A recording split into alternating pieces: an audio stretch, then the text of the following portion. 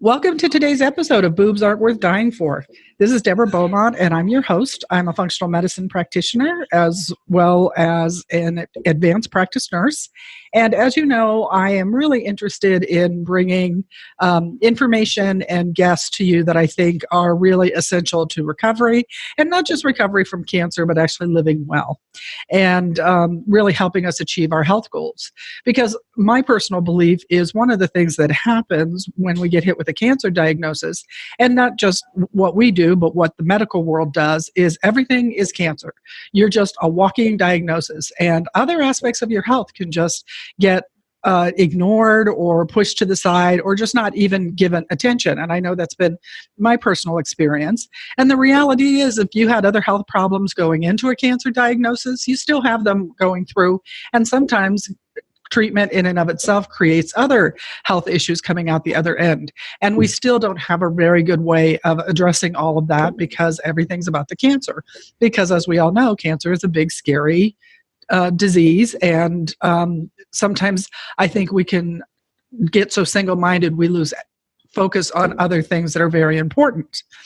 And to that end, I am bringing someone today that I think can be really helpful in helping us understand an aspect of healing and dealing with some of our health conditions that are pertinent whether we have cancer or not, but they certainly become key issues when we do have cancer. My guest today is Julia Mueller. She is a certified hypnotherapist. She is actually a weight loss expert. She has run a private practice for 17 years, I believe, working with people to achieve their goals in weight loss, but actually not through the method that you might think, which is just dieting. I am personally not a big diet advocate because I feel like diets fail. Regardless of whatever diet you're on, once you're off of it, they usually are not long-term successful for many people.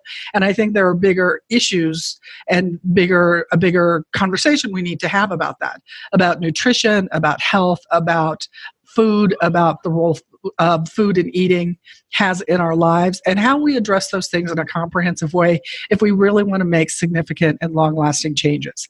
And Julia is an expert. This is her specialty. She works with women and men on this, and she is currently going to be running a program that is going to help people address some of the unconscious processes that go on with our weight struggles, and more importantly, some of the ways we might be sabotaging ourselves unintentionally. So with that intro, I'd like to welcome Julia. Thank you for joining us today. Thank you. I'm excited, and this is my first podcast. I've listened to quite a few, but this is the first one I've been on. So thanks for inviting me. Yeah. Oh, good. Well, you're a virgin to the podcast. So. Yes, I am.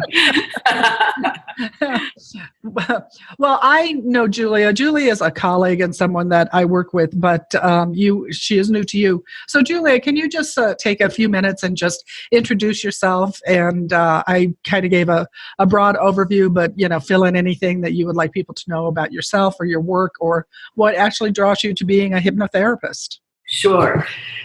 Without taking up too much of your precious time, because I know there's a lot to cover, I've been a hypnotherapist, yes, going on 17 years. I had my private practice originally in Sarasota, Florida, Naples, Florida, Bonita Springs, and then moved out to beautiful Sedona, Arizona, when I began to work and take a lot of the knowledge that I had brought from my clients that had so much success, especially in the area of weight loss, which I was fascinated with.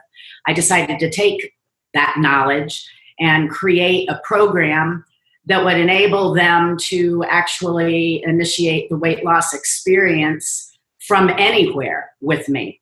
I'm a certified hypnotherapist, and the mind and body connection is such a strong connection that many, many people just don't seem to realize. And it's really quite sad, because with hypnosis, people have a tendency to think that we are in control of you as a hypnotherapist, where it's exactly the opposite. We are assisting our clients to gain more control of themselves. And the mind is your tool. I've got my own, you've got yours. I do not control it in any way, but I happen to be, my specialty is to assist you in accessing those parts of your mind that do self-sabotage. I love what Deborah does because of having the medical background. That is not my part, but what's so intriguing is how the mind and the body is so phenomenally connected in healing, in changing our behaviors, our perceptions, our beliefs. And why is it that I know this other than attending the schools and the trainings and the experience that I've had? It really comes from my own personal experience. And without going into too great a detail, because it's kind of a traumatic story, but I had my own trauma that I went through back. It was so traumatic, to tell you the truth, I can't tell you if it was 89 or 90. And now my mother has Alzheimer's, and she's the one that knows the date. But it was phenomenally traumatic, and I was beaten within an inch of my life and left out in a jungle, possibly to die because there was no one around. And thank God, I was able to make it back where there were people. I got rescued, but the recovery process was absolutely excruciating. I couldn't see for over a month, and just to try to get back into working with others, even being around others, the story led to a tremendous amount of trust issues. I lost trust in my friends, my family. I couldn't talk to people. It just broke me down in every way, shape, and form. And thank goodness I was such a strong woman prior to it happening, because eventually I found my way. And the way that I found my way was through research. I thought, I am not going to let this event ruin my life. I am too much of a lover of life and had already experienced a lot of joy, and I knew that wasn't going to be the end of my joy. But as I researched over a period of probably, I'd say, the beginning of my research was probably a good 3 years before I really was able to kind of start getting back in and socializing. And hypnosis kept coming up. It kept coming up. And in the beginning, it was like, I don't know. I was a little worried about that. I was afraid of it. I think a lot of it came from TV, from stage hypnosis shows, things such as that. But eventually, I came to be so intrigued, since it kept coming up in front of me, I'm going to look into this. And lo and behold, to make a long story short, it was hypnosis that saved my life. It assisted me on so many levels. I was able to regain my trust. I was able to regain my self-esteem, my confidence. My weight had really gotten blown out of proportion, and I had always been a lean gal. And I, of course, was, for so many different reasons, was eating myself into oblivion. And so that was a big challenge. And hypnosis was able to break through so many challenges in my life that it was absolutely a complete turnaround. And due to the effect that it had in my life and how it allowed me to pull out of something I didn't know if I was going to be able to pull out of, I actually eventually went back to school and decided to change my entire career and become a hypnotherapist. So with that being said, there's so much more to talk about, but those are my roots, Deborah. And I'll turn it back over to you. I'm sure there are many questions that might really relate to your clientele.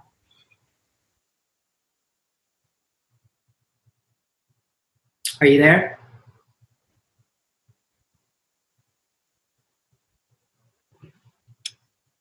Have I been talking to an empty room?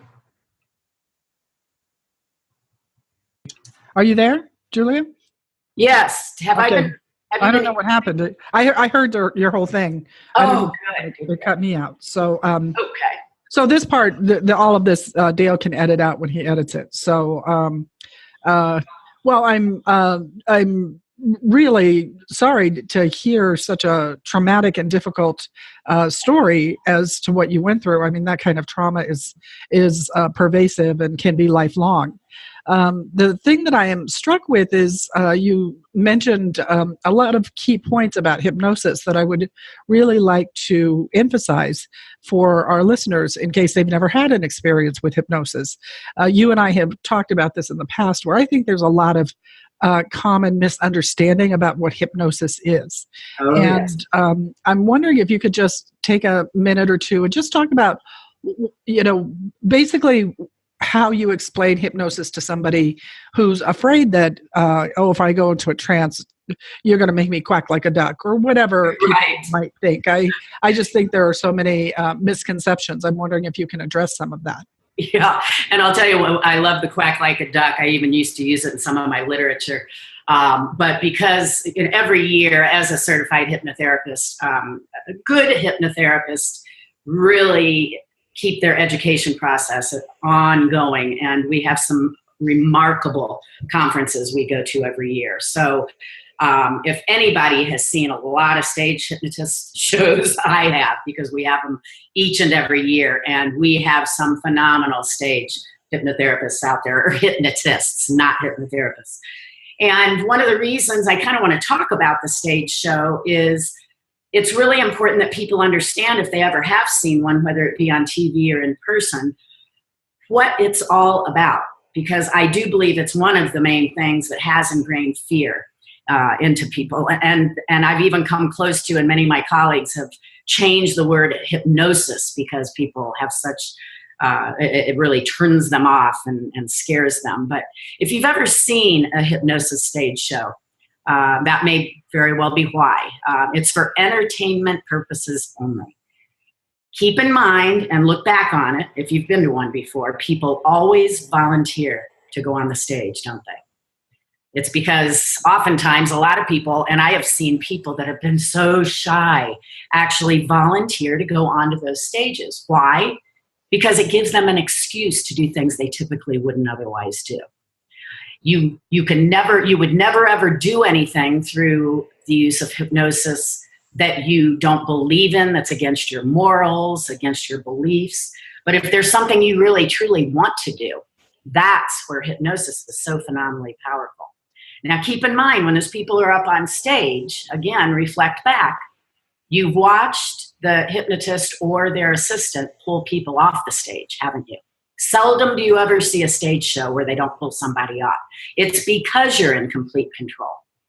And so if they see that somebody is not going along with it, because maybe they went up there so that they could kind of fight it or not comply, they'll pull them off stage. That was me. Was that you? That was one stage show I went to, and I was studying hypnosis at the time. And I was like, oh, okay, I went up, with thinking, well, I'll see if this is legitimate. I have my preconceived ideas. And then he told me to do something stupid. And I'm like, okay, I'm done. I'm not doing that. I wouldn't do that in any aspect of my life. Why would I do it here? And they're like, could you come and join us over here off stage? Yeah. But I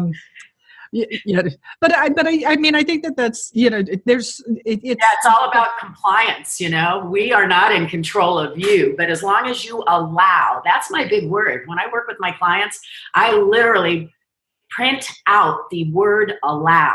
And I like them to even pin it around the place, because it's all about you. It's not about me. I just happen to be a great facilitator. So it's very important that if you allow yourself to relax, and by the way, it only takes a very light level of relaxation for behavioral modification. That's what's so cool. You don't have to go really deep for behavioral modification. You do have to go very deeply relaxed when it comes to dealing with discomfort in the body. That's an area where that's a little different.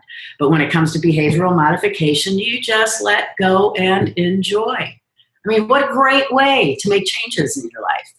So basically, you're saying that if someone is going to experiment with hypnosis and they're a little nervous, really the state of relaxation would be really nothing more than if they were to sit down and meditate or sit down and relax for a few minutes, Exactly. And I mean, meditation is a process where you focus on your breath, you quiet down what's going on the outside, and you just turn your attention internal, to your breathing, to your heart rate, and with the intention of relaxing. So basically, that's what you're saying a light hypnotic trance is.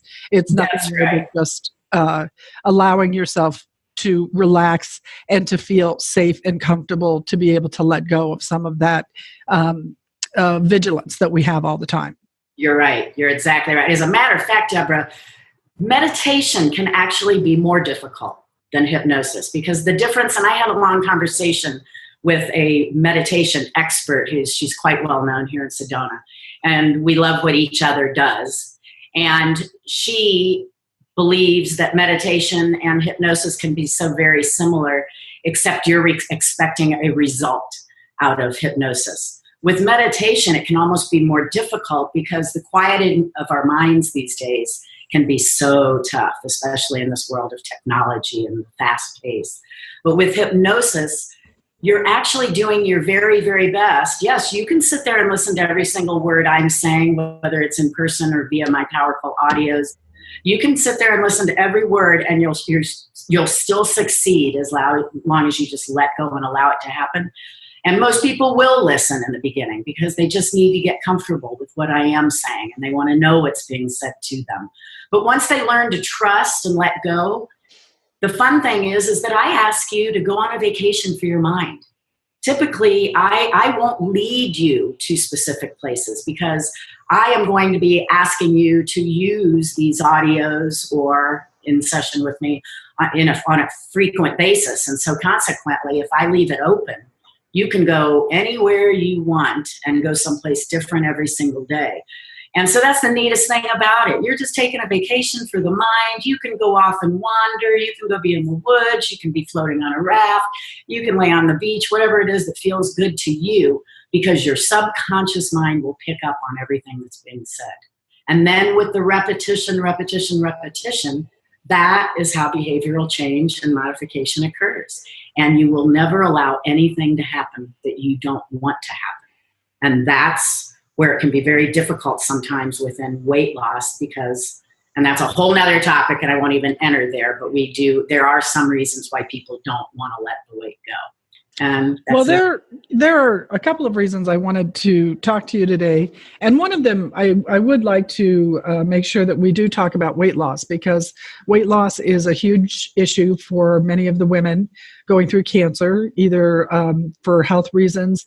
It's also a factor in your recurrence. And we all know, that losing weight certainly improves our health and certainly can improve our ability to deal with cancer. And I do want to talk about that. But what I'm hoping that you might be able to talk about is some ways that you see that hypnosis might help a woman going through treatment or recovery in terms of dealing with the emotional upheaval of treatment, of diagnosis. Because as you know, I honestly believe that a great many women going through this are suffering from post-traumatic stress, or they're suffering from anxiety or depression. They're dealing with a lot of emotional issues, and in our current traditional system, really the only thing they've got to offer you is medication, which has got, all medication has consequences, and not all of them are pleasant consequences. So I'm wondering if you could talk a little bit how someone going through a breast cancer diagnosis or recovering might be able to use hypnosis to support their health. Oh my goodness. The ways are so numerous, and that's why I'm so fascinated in what you are doing. And it's just, of course, cancer is so prevalent in our society. And if you look at the word disease, it's dis-ease. And it's so at the forefront of oftentimes why these cancers surface. And when it comes to hypnotherapy, the ability to go inside and learn to deal with your stress levels. You're never going to get rid of stress, but you can manage your stress. To use it for stress management, I have assisted people with lowering their blood pressure by going inside, because your mind operates everything in your body. That's why you don't have to sit there and make your heart pump or you don't think about breathing. It's as automatic as why can we just drive a car and not even think about it? Because that subconscious mind just takes over. It's very, very powerful. What a powerful tool that we have that's ours. So consequently, when you're working with the subconscious mind, the healing abilities of the mind are phenomenal. And I know that you know one of my stories in particular is going through a lot of stress over this last year. We still don't know that it was cancerous, but I did have a growth on my left ovary, and I was not receiving any assistance because they needed me to sit back for 3 months so we could do another MRI to see if it was growing. And I had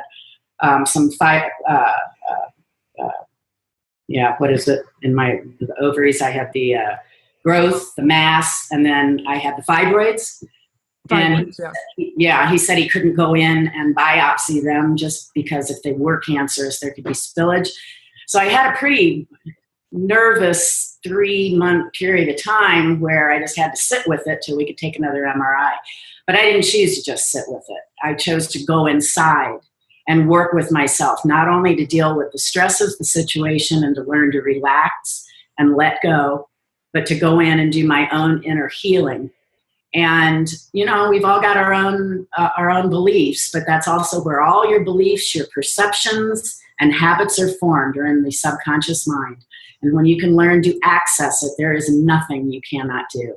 And now on that occasion, when he took the MRI 3 months later, the mass had disappeared. Wow. I have a very strong belief system that I believe I know why. And then they discovered another mass on my colon, and the same thing happened 2.5 months later when I finally went in for my colonoscopy. That no longer existed. Okay, so believe what you will, but I've been in this line of work long enough, and I cannot emphasize the power of the subconscious mind on every level. When it comes to self-healing, when it comes to stress, when it comes to even some of the self-esteem issues that may be taking place, you know, confidence, on levels of confidence. Are there any levels that you might want to even question me about as to how it's work? I was thinking about, I forget the practitioner, but this was like 20 years ago. Carolyn Meese is coming to mind, but I don't think that that's who it was, who did a whole lot around visualization and visualization about fighting cancer cells. Yes. And reported having really good success. And I think if nothing else, one of the things that I know that you do is you have a remote program. So this isn't even something that you have to sit and have somebody do a hypnotic session with you. It's something that you can do a self-hypnosis session. And I think you brought up a couple of points that I really want to emphasize.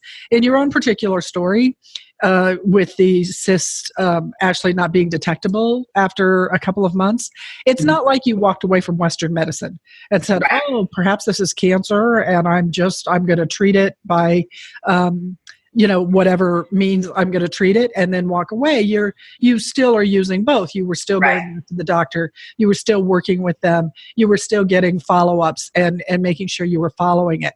And I think that when it comes to cancer, when it comes to anything, I'm an advocate of that, because people, if they've listened to any of my podcasts, they know this is my soapbox. Whenever we're dealing with our health issues, it's not an either or situation. It's not that you have to choose medicine or choose something alternative, and that it's black and white. I mean, that's ridiculous. We've made a lot of progress in our overall health, in our longevity, where I think the turn of the century, the average age was like 40, and now it's like into the 90s, 80s and 90s. And that's because of the advent of modern medicine. And I am not an anti-medicine person. I still believe we need those tools. But what I'm trying to get out is that they are not the only tools. And just because a recommendation or a treatment doesn't come from the lips of a doctor does not mean that it's not real and that it's not effective. As a matter of fact, doctors are trained in certain modalities. That's what they're trained in. That's what they go to. I heard somebody talk about, we were talking about how to explain this without being negative. And she said, well, I often tell my patients, like, you may know how to fly a plane, but that doesn't mean that you're licensed to fly a helicopter. Right. And it's the fact that they're trained in certain tests, they're trained in certain treatments, they are trained to go to prescriptions. That is their toolkit. but there are other toolkits that can be very beneficial and don't have to compete with what the doctor is saying. It's not an either or situation. They, I can't imagine that your doctor would say, no, don't go home and do any self-hypnosis or relaxation because I don't know how to teach you how to do it. That's not what happened, is that you use that in conjunction with Western medicine. And Right. when it comes to something as profound and as complicated and with such far-reaching implications as breast cancer, that's what I'm an advocate of. Even even the teaching that I do, and when I work with clients, it's like I'm not trying to be the counter voice to the doctor, to the oncologist. They have a role here, but they only have one role, and there's so many roles that need to be filled because this is such a complex disease. And I really like the fact that you brought that out in your story. I'm sorry, I went off on a little bit of a... Oh, no, that's fine. That's why I'm so fascinated. I'm just so glad that I met you because you're the type of practitioner that I've really been looking for. You've got such a balanced way of approaching what you're approaching. You're looking at both sides of that spectrum, and you have the expertise to do so. And I love the fact that you're very familiar with hypnotherapy because I just think there is it's so underused and so feared. And I don't want to stop using the word in my practice. I've really resisted. That's one area of resistance that I have believed in so far. I've been resisting changing the word. A lot of people are starting to pick up on like quantum change and this and that. They'll try to change the word hypnosis, but I want to educate people about what it is instead. Right. Right. When I started studying hypnosis 30 years ago, I felt like there was a huge stigma attached to it. But now I think that there are so many alternative modalities out there that it's not quite as foreign. It's not quite as out there sounding to people as it has in the past. But interestingly enough, I don't think that we talk about it enough. I don't hear it very often anymore. I just met a hypnotherapist a couple of years ago, and I was like, wow, I don't see that very often anymore. And I think that it's so powerful because, as you talked about, it's a self-empowerment technique. Yes. Basically, now I'd like you to, to talk about just the basic process. Somebody would sit down, they'd get relaxed, they'd close their eyes, they'd be listening to your voice or to a tape or to something that would guide them through suggestions. But as you said, if you don't want to do it, who's going to make you do it? I mean, it's really, I think in a way, all hypnosis is self-hypnosis because if you don't want it to happen, it doesn't happen. Exactly. That is so true. And that's a major, major point right there. It's very important that you find a very qualified hypnotherapist, yes. But when you do find a qualified hypnotherapist, if hypnotherapy doesn't work for you, you've got to look a little deeper. If it's something, for example, here's a good example, dealing with weight loss. Well, why in the world would hypnotherapy not work for somebody? They either have not found a qualified individual, which, there's a lot of people that have taken a weekend program out there. That's for sure. So you do need to do your research. But B, there are oftentimes reasons that you're not even aware of until you dig deeper to the subconscious level as to why it is you don't want to lose weight. There are people the few clients I've had that have not had success with hypnosis and weight loss with me, which is unbelievably only a little over a handful of people over the period of time that I've been working with it, and I've helped thousands of people lose weight. There are some real common causes for it. Oftentimes, they're in a family situation where they get a lot of attention over being overweight, and so they don't want to lose it. I had one client who was so overweight, she had to have handicapped sticker for her car and license plate. She would have to give it. It actually came out that she didn't want to give up her parking spots. of all things. Oh my goodness. I Wow. know, I couldn't believe that that's what ended up coming out of it, but it was like, wow, it was this big aha moment.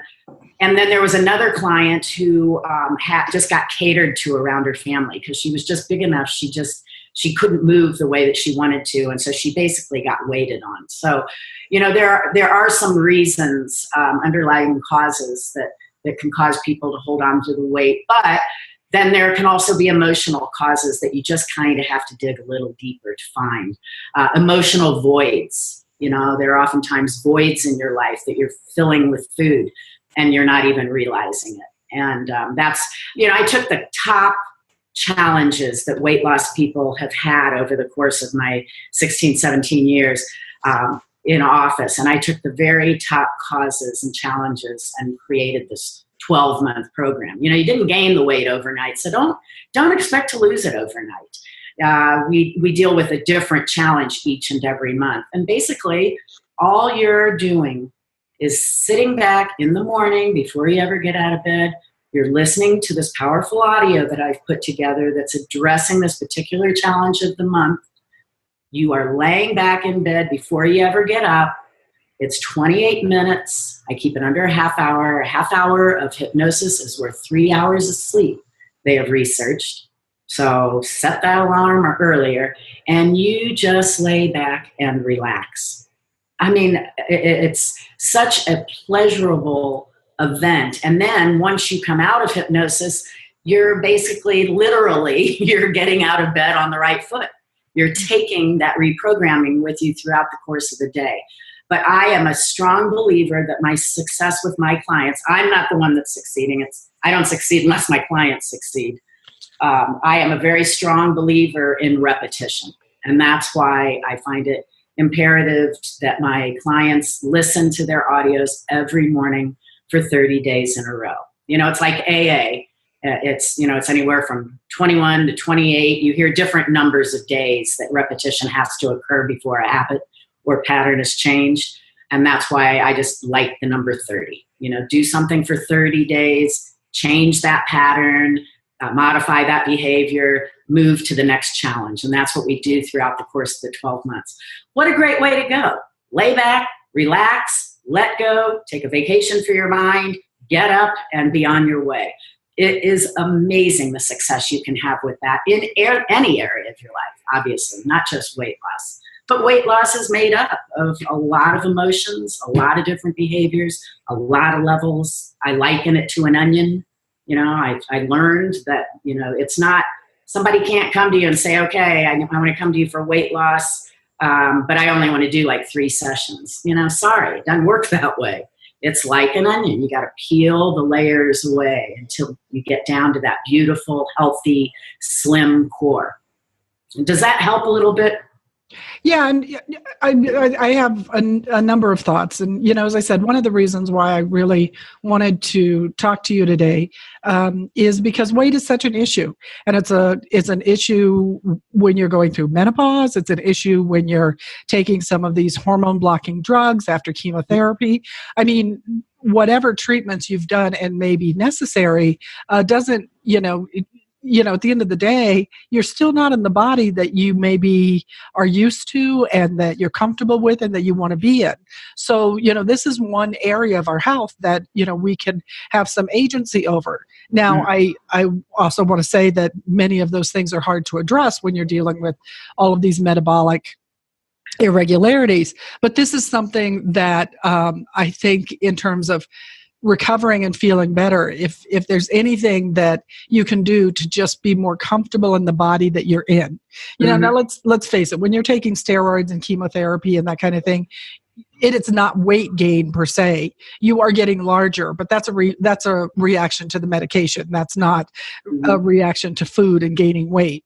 But those are the things that really affect a woman's self-esteem largely, is their appearance. And we get bombarded in so many ways with our appearance that this is perhaps one way to address it in a very non-toxic way.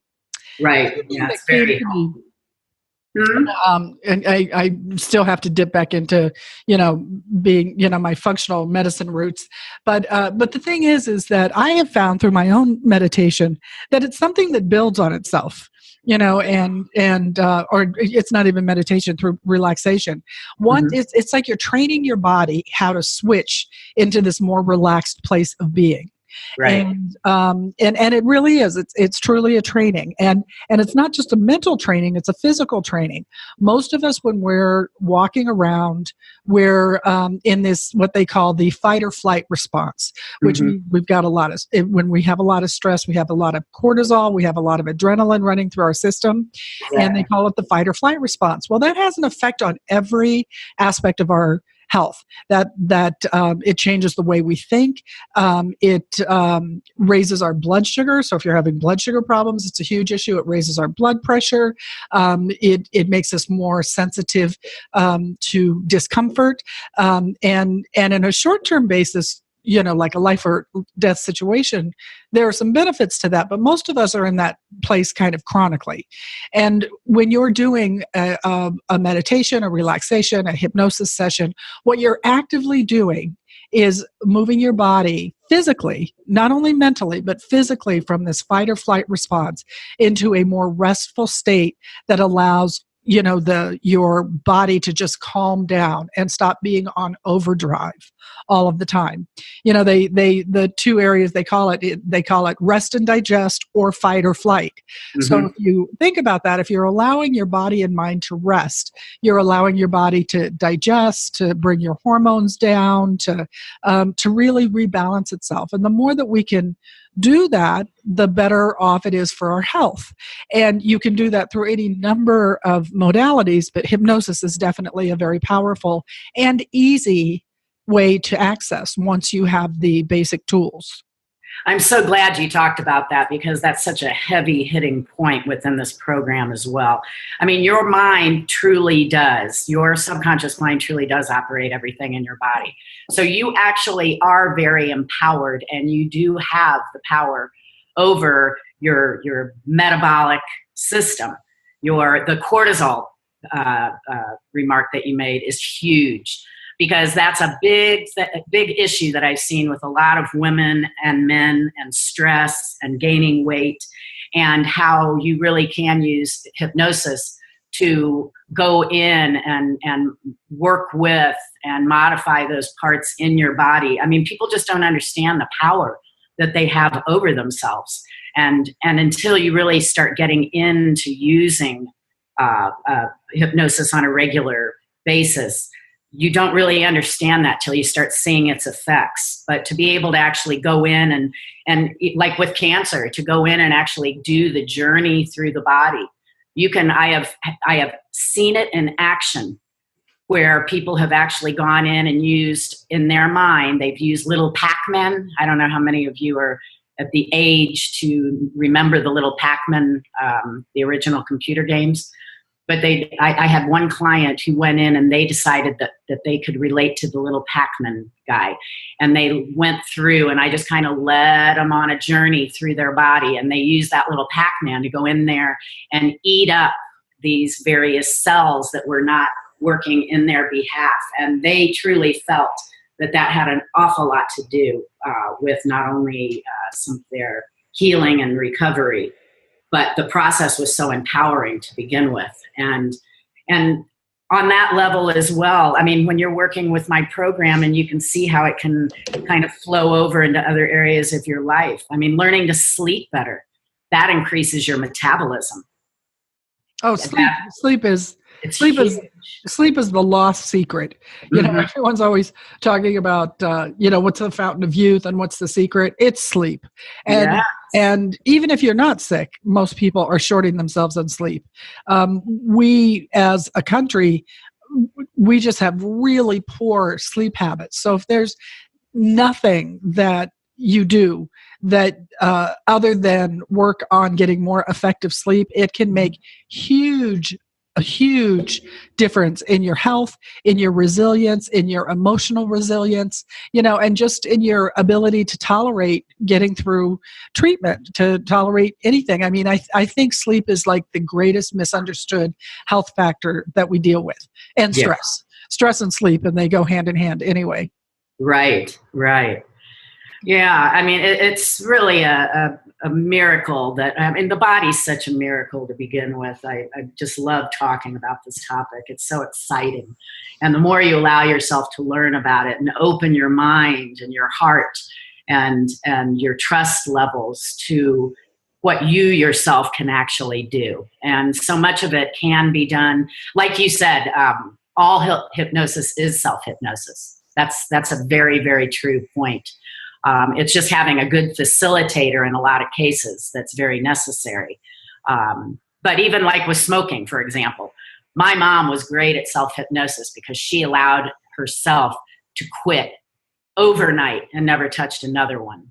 Whereas long ago, I was a smoker, and that's another thing that attracted me to hypnotherapy, because I just couldn't understand that if cigarette smoking is an addiction, then how can anybody quit overnight without having cravings? Well, I proved to myself that you can. And that was another mind-blowing experience with hypnosis that led me to become a hypnotherapist.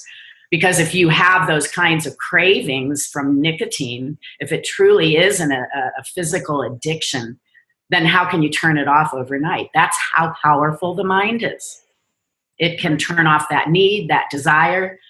So what else can it do? And when you start digging in to find what it can affect, hormone levels, you can learn, your body, your mind and your body can learn to work together, to work with those hormone levels so that you can create ease. And again, I know how to talk about it from the mind aspect, but then that's where you fill in huge gaps, because sometimes some of the things that I say almost sound like they're not possible, but there really isn't anything that isn't possible with the power of the subconscious mind.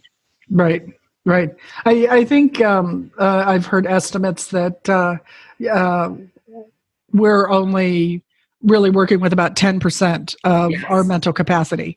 And that's so right. When people read stories about extraordinary abilities, it's just tapping into parts of our brain, our capacity that we don't normally access. And one of the things that I like to talk to people about, because in my program, I incorporate a lot of this. I don't do hypnosis formally, but this is what I'm talking about when I'm talking about mind-body skills. Mm-hmm. But I know, I'll just tell a story for myself. I was using a basic, 5-10 minute meditation. I was doing it in the morning. I was doing it at night.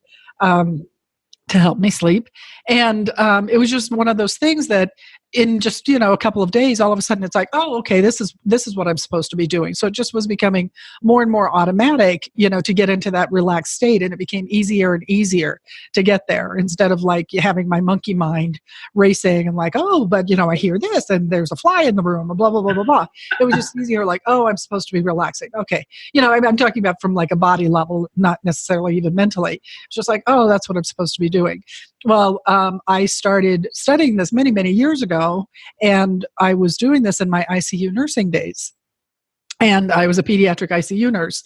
And I will tell you, one day, I was in the room of a patient, a little baby, and she was not doing well. As a matter of fact, it was going really badly. And, it's like one of those bad episodes of ER. They had people running into the room with all this equipment and more and more and more, and everyone was escalating, and it was an emergency. And, and I was in the process of that, because that's just sort of like life when you work in an ICU. But at some point in time, I realized, like, that I needed to step away. And of course, I wasn't going to leave the patient. So anyway, I stepped away and I started charting. And so I turned around and I just started charting everything that was happening. And in that time, I didn't even have time to like lay down and, get into a relaxed place. But all I did was just move into that very rhythmic breathing that I was doing when I do my relaxation, which was just breathe in through the nose, breathe out through the mouth.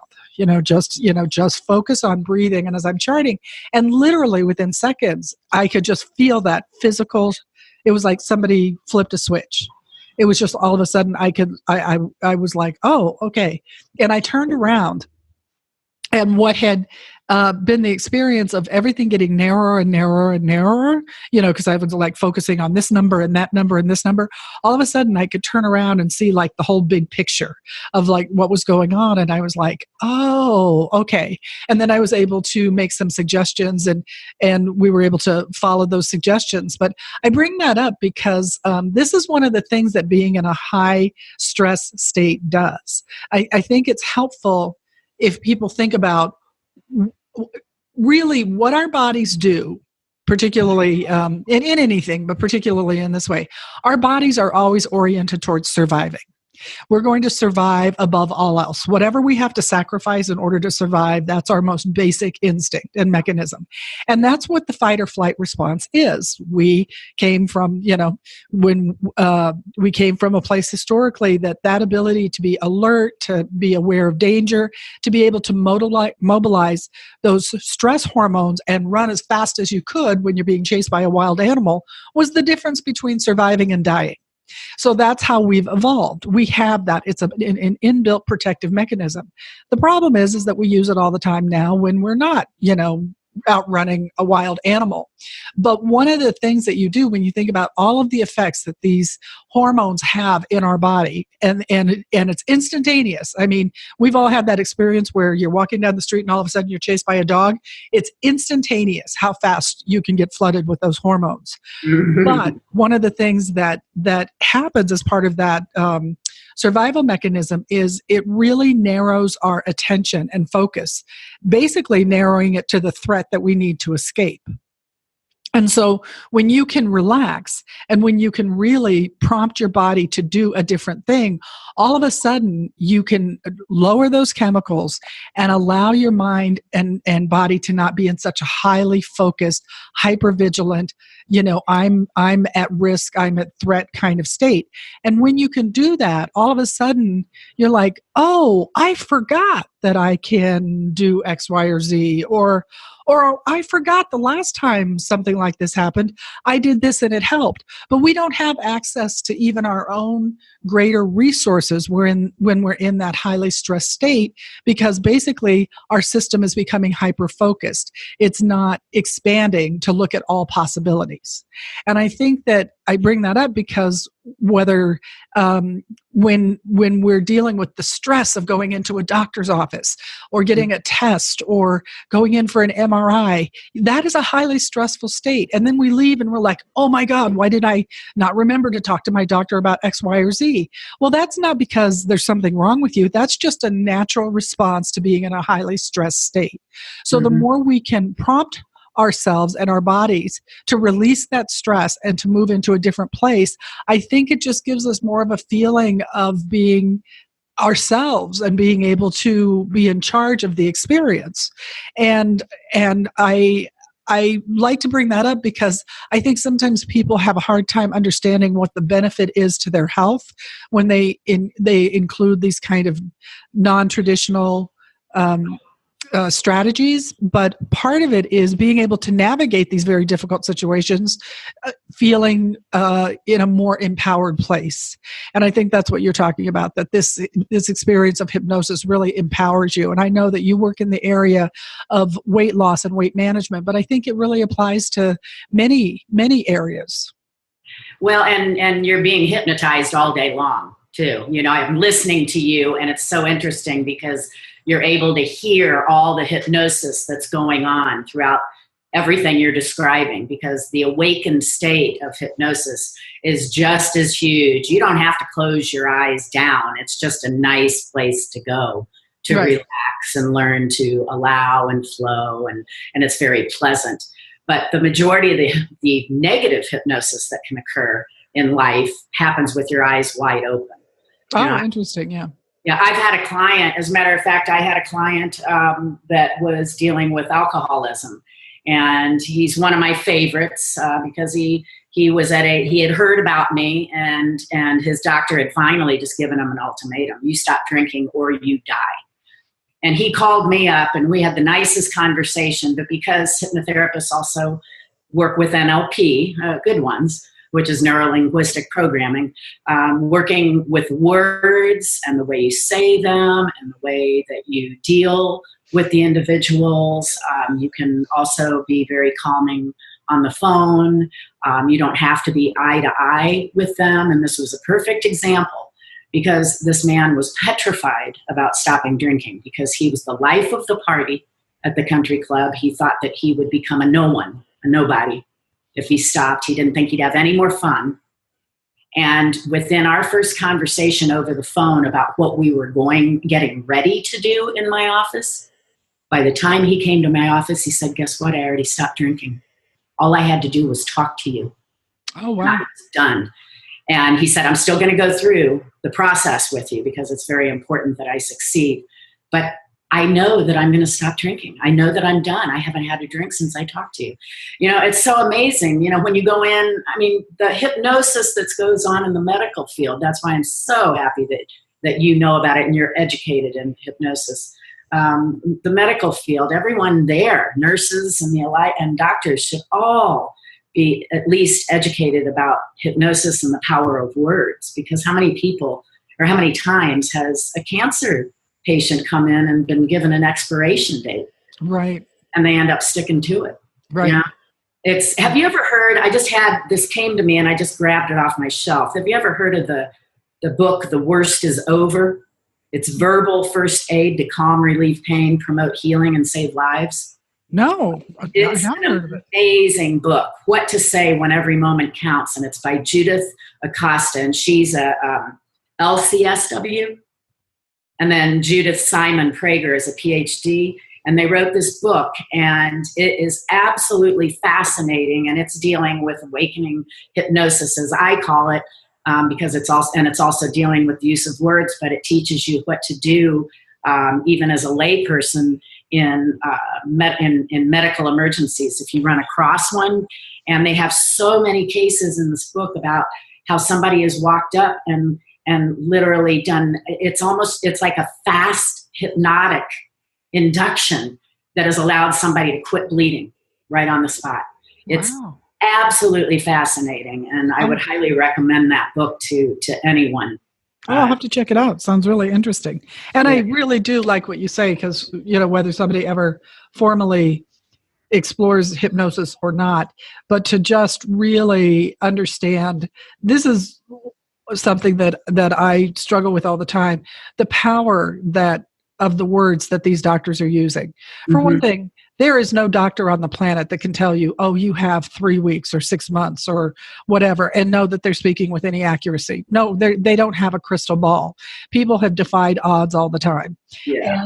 And they come across as if there's some authority. And the fact is that they're making some guess based on whatever they use to make their guess on. They can give you, I think the benefit of when someone's talking like that is to give you a sense of getting things in order, but the power of words, and particularly the power of doctors, we give them so much power. And while they're essential and really important parts of our team, I think we give doctors way too much power. And sometimes I think the language they're using is absolutely harmful. And actually, some of them get it, and sometimes the language they use is absolutely powerful. My husband, when he was early in his 20s, he was in what should have been a fatal car crash. There's no reason that he should have lived through it, and he was pretty busted up, and major bones and were broken, and major fractures. And he has told me many times over, he had a doctor, and the doctor did things like wouldn't let anybody take a mirror into the room. He was like, he is not supposed to see his face in a mirror. He does not need to see what's happened, because that would just be demoralizing, and so he, for the longest time, really didn't even understand the implication of everything that had happened, and didn't know that he was supposed to die. And the doctor was really adamant with the staff that no one was supposed to tell him, like, oh my God, thank God you didn't die. That was never supposed to be part of the language. And he attributes his survival to the fact that he didn't know better. He didn't know he was supposed to be dead. So he just didn't die. Bravo to that doctor. We need more of them. We need more of them. Yeah, we definitely need more of them. So we're getting to the point where we need to wrap up. So I know that you're going to be running, you're starting a weight loss group program. So I want to give you a few minutes to talk about that and to let people know how they might get more information about that. I know you have a webinar coming up. I'm going to be doing it with you. So maybe you could give some information about the webinar and how people could get more information if they're interested in exploring this more with you. I'd love to. If this conversation we've been having today has piqued your interest at all, this is a great time to step in, and it's for free. Deborah and I are going to be co-hosting a webinar this Thursday, October 4th. It's at 10 a.m. Pacific and Arizona time and 1 a.m. Eastern time. And if you're interested in this, you can go to, let me at least give you the URL right off the bat so we don't get that lost. It's www.hypnosisweightloss.coach. www.hypnosisweightloss.coach. And this is what you'll take away from that workshop if you decide to join in. Again, it's for free. I'm going to take you on an influential hypnotic journey. So you'll be able to experience, it's only going to be about a 13-minute hypnotic journey, but enough to give you a wonderful taste of going into the deep recesses of your powerful mind. And this journey will powerfully increase your commitment towards allowing, there's that word again, allowing this opportunity for change. In this case, it's dealing with weight loss, to enter your life now. You'll also learn how to finally access those hidden self-defeating pockets that house your beliefs, perceptions, and habits to create permanent change.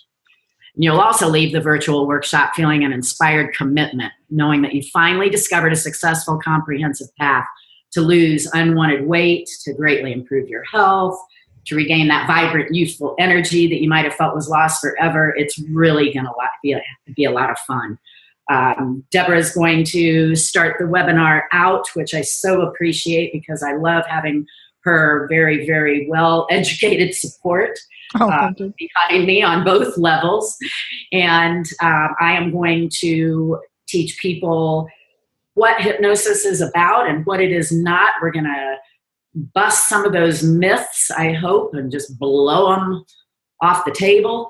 That's going to be really, really important. And we're going to try to hold really close to just about an hour, and then there's going to be Q&A at the end. But I'm going to explain at the very end, I am going to explain the offer that I do have for those that are interested and want to partake. But whether or not, this is really a learning process. It really is a virtual workshop. I want you to leave having spent that valuable time with us with something to take away. And so you'll obviously have the influential hypnotic journey that I'll be feeding you. But you're also going to end up walking away, if you so choose, to take the free gift that I'm going to give. I wrote a book that's called The 5 Reasons Why Your Body's Holding On to Fat and One Thing You Must Do to Let It Go for Good. It's written by me, transformational weight loss expert and mind coach. And I'll be giving you that book at the end. And I actually have, for those that stay till the very end, I have got another surprise that's a pretty valuable one that I'm not going to let you know about today. You'll have to stick to the end to find out, but you'll be glad to have it. It's something it's a hypnotic tool that I'm going to give you. Let's put it that way. And so with that being said, I think you're going to get a lot out of it. We're going to give you a lot of information that's going to be jam-packed, considering it's only an hour long. So my promise to you is that I will make it well worth your while. And boy, does an hour go by fast, doesn't it, Deborah? Yeah, it does. It does. So that is this coming Thursday, October 4th. And the registration for that, I'd like to repeat, is www.hypnosisweightloss.coach. Yes. So that's our show for today, and I hope you all have enjoyed this and maybe learned something about a new tool that you might be able to add to your healing toolkit. As I hope we've emphasized, I think weight loss is something that many, many, many people are concerned with, but this is not something that you only use for weight loss. I think there's many health benefits to it otherwise. So I'd love to hear your feedback. You can always reach me at radicalhealthrn@gmail.com. I have a newsletter that I'd like to invite you to sign up for, and you can sign up for that at my website, which is www.mindbodynutritionrn.com, or you can put in www.boobsaren'tworthdyingfor.com, and it takes you to that website. I want to invite you, if you have questions about your own healing journey or how to integrate integrative skills in your journey and have questions, to reach out to me for a free consult, which you can also schedule at radicalhealthrn.com. And I think that's what I have for you today. I hope you're all enjoying our beginning of fall, depending on where you're at. I moved from Hawaii, so it's not fall to them, but I now live in Oregon, and believe me, fall is beginning. So I hope you're all enjoying that, and until next week, take care.